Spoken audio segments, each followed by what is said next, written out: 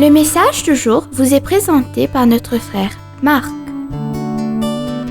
Salut, chers bien-aimés de notre Père Céleste. Nous consignons notre message « Apportez le Christ dans votre situation de crise ».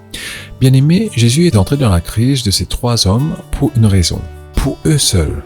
Il est venu les réconforter et les sauver, parce qu'il les aime. Le Seigneur de gloire s'est engagé envers eux, dans leurs heures de crise, parce qu'ils étaient totalement engagés envers lui.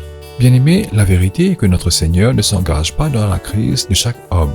L'Écriture dit qu'il était à Jérusalem à la Pâque. Beaucoup crurent en son nom, quand ils virent les miracles.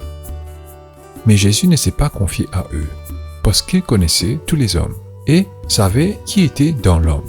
Jean chapitre 2, versets 23 à 25. Bien-aimés, Jésus connaît la tromperie qui est dans le cœur des gens. Il sait que beaucoup sont disposés à le reconnaître comme Dieu, mais ne sont pas disposés à confier la garde de leur vie. Chers bien-aimés, c'est une chose de croire que Jésus est Dieu et Sauveur, mais c'en est une autre de tout lui confier.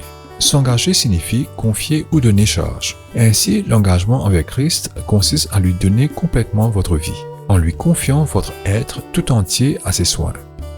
Et à son tour, il s'engage envers ceux qui sont totalement à lui. Bien-aimés, nous vivons dans une société embourbée de crises. Connaissez-vous quelqu'un qui ne fait pas face à une crise ou qui ne s'en sort pas tout simplement? Personnellement, je connais beaucoup de chrétiens qui sont confrontés à des troubles profonds, qui menacent de les submerger et de les ruiner. Maintenant, à vous, à quel type de crise faites-vous face? Est-ce spirituel, financier, mental, physique? Est-ce votre mariage, votre travail, votre entreprise? Je parle de circonstances si graves que seul un miracle peut vous en sortir. Une situation qui semble sans espoir.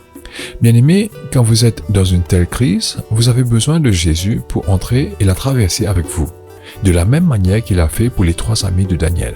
Seul le Fils du Dieu vivant peut résoudre votre problème, peut faire l'impossible, peut vous sauver de votre four d'affliction. Vous pouvez demander, mais comment puis-je faire cela? Comment puis-je amener Jésus dans ma situation de crise? Et comment puis-je l'amener à s'engager dans ma situation de crise?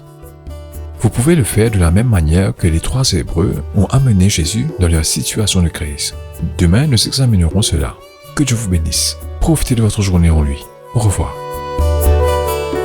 Si toi aussi tu crois que la parole de Dieu est une bénédiction, partage-la et sois une source de bénédiction pour les autres, toi aussi.